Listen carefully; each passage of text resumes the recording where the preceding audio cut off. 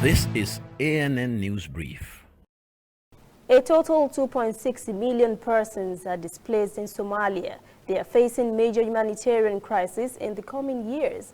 The displaced persons accounted for nearly 1/5 of Somalia's total population. More than 500,000 have gathered in and around the capital, Mogadishu, and are in urgent need of assistance from the international community.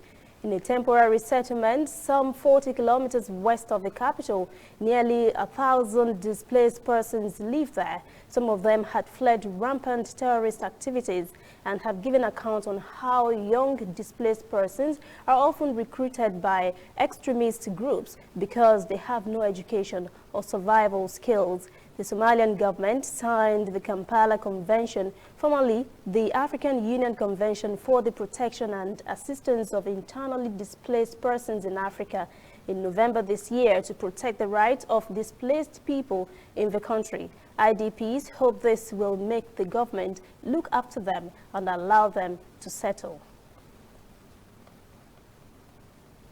Mali is weighing options on an inclusive national dialogue, a non-military response to address insecurity created by terrorist groups. President Ibrahim Boubacar Keïta demanded the nation full participation at the meeting, but several opposition figures have chosen not to show up, complicating efforts to find solutions to the crisis that has plagued the country since 2012. Meanwhile, the charity Save the Children says more than 100,000 children have been displaced by recent conflict in Mali. It says 1/3 of a million children are not being educated as insecurity has forced hundreds of schools to close. There has been an upsurge in communal clashes in northern and central Mali, and Islamist militant violence is increasing across the Sahel. The aid group said 1/5 of Mali's population was now in need of humanitarian support. We'll be right back. Whether in your house, at your office, on your phone or online, we are there.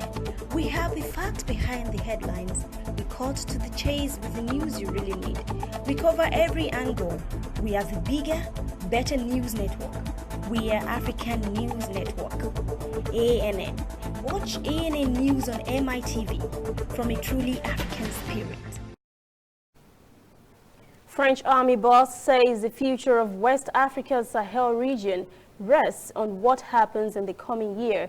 Chief of Staff Francis Leconte said if chaos was allowed to take root, the Islamic State IS group would fill the void. He said military action alone would not defeat the upsurge of Islamists and other violence in the region. He says a political solution was also required.